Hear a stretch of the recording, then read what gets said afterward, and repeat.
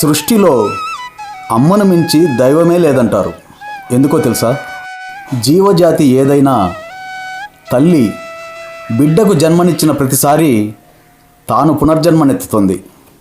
ప్రసవ వేదన అంటే ఆ తల్లి చచ్చి బతకడమే కదా.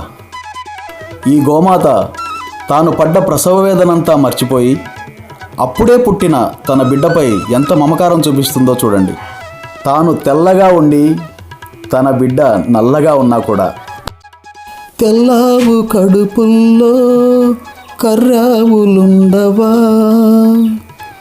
కర్రావు కడుపుల్లో ఎర్రావులుండవా, గోవుళ్ళు తెల్లన గోపయ్య నల్లన గోధూలి ఎర్రన ఎందువల్లన.